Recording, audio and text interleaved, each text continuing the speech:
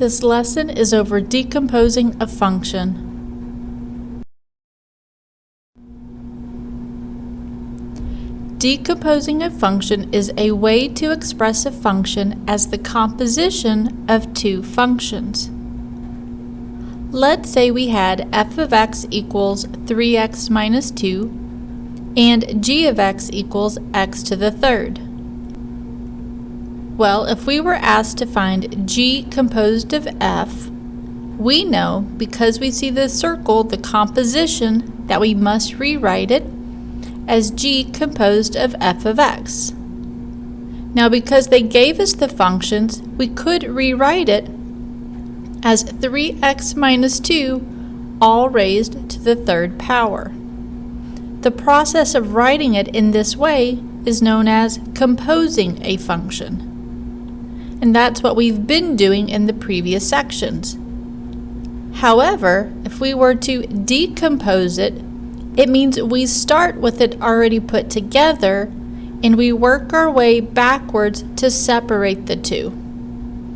The best way to understand this is to look at an example.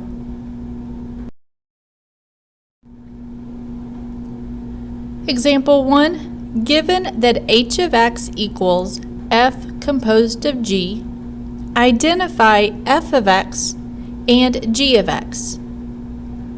Now it says h of x equals x plus 1 quantity squared minus 5 times x plus 1 plus 7.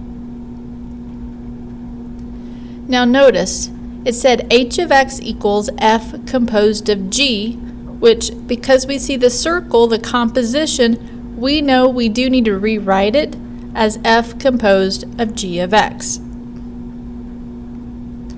Now here's a question. Which function is on the inside? Notice we see the g of x. Well, look up above that. What is on inside of grouping symbols? Well, there's an x plus 1 and another x plus 1. Well, that tells you your g function. G of x equals x plus 1. Now, what function is on the outside? Well, we see the f function. So go back to h of x, and what do we see on the outside of grouping symbols? We see something squared minus 5 times something plus 7. Well, if we rewrite that, that tells us that f of x equals x squared minus 5x plus 7. We have now decomposed the h function and have clearly stated the g of x and the f of x. Example 2. Given that h of x equals g composed of f, identify f of x and g of x. H of x equals the quantity 5x minus 5 all raised to the fourth power. This is your try it problem. Hopefully you found f of x to equal 5x minus 5 and g of x to equal x to the fourth.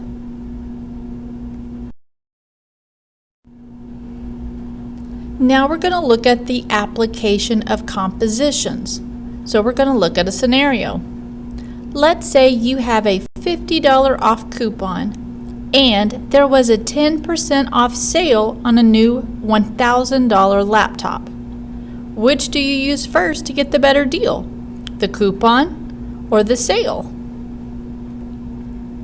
Now we are going to let P represent the price.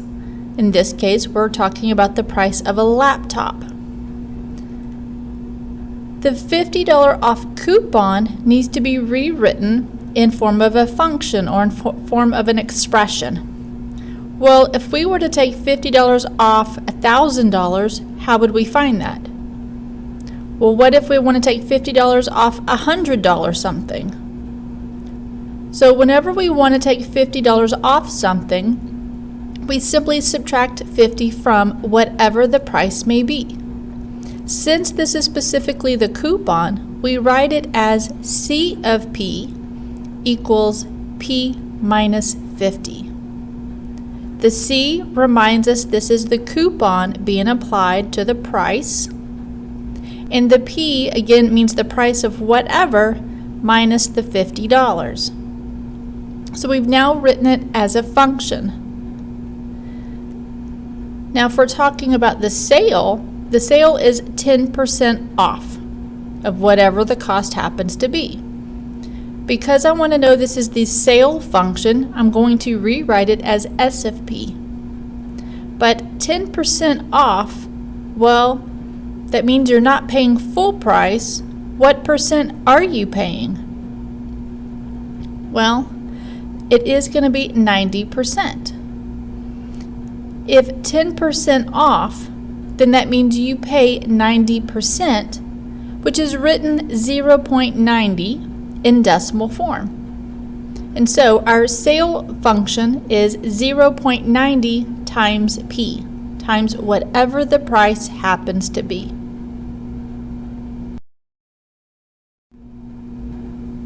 So we have these facts. We know the current price of the laptop is $1,000. Our coupon can be represented as P minus 50, and the sale is represented by 0.90p. Our first scenario is, well, what if we apply the coupon first, then followed by the sale? Since we're applying the coupon first, that means that is the first function to be used, which would be the C of P. And then after we apply the coupon, we use the sale, which would be the outer function. So this really is S composed of C of P. Now, I know that's a lot of letters, but hopefully it's starting to make sense. Now we start on the inside. We see the letter P. P stands for price. Well, what is the beginning price of the laptop? It's $1,000. Everything else stays the same. Now I see C of 1,000. That means I'm ready to use my coupon on the $1,000 laptop. Well, how would I find that? It would be 1,000 minus 50. And we can easily subtract $50 from 1,000 and we get 950. So that is the result of applying the coupon. But now we want to apply the sale price. The sale price has a separate function. It is 0.90 times P. Well, our P is $950. That's the current price of the laptop. So now we have 0.90 times $950. You may choose to multiply by hand or calculator, but regardless, you will find $855. Well, that means the price went from $1,000 laptop to now $855. How much did you save? Well, you just saved $145. I'd say that's pretty good. But is that the best deal? Well, I don't know. Let's see. Scenario 2 is, well, what if we apply the sale price first and then use the coupon? Since the sale is used first, it's going to be the inside function. And once we have the result of the sale, then we apply the coupon. So it will be C composed of S of P. Now again, on the innermost grouping symbol, you see P, which means what's the original price of the laptop? Well, that's 1,000, and everything else stays the same. Now we look at our interior function. We have S of 1,000. That means we're going to apply the sale function when the laptop is $1,000. Well, the sale function is 0.90 times whatever the price is, which for us is 1,000. So 0.90 times 1,000 is $900. So after the sale, we've already brought the price down from the laptop from $1,000 down to $900. But now we're ready to apply the coupon. Now the coupon is simply subtract $50 from whatever the current price is. Well, our current price is $900. So 900 minus 50 gives us $850. So let's recap. The laptop started at $1,000. We now have brought it down to $850. How much did you save? Well, we saved $150. Now between the two scenarios, which one do you find the better deal? And that would be scenario 2.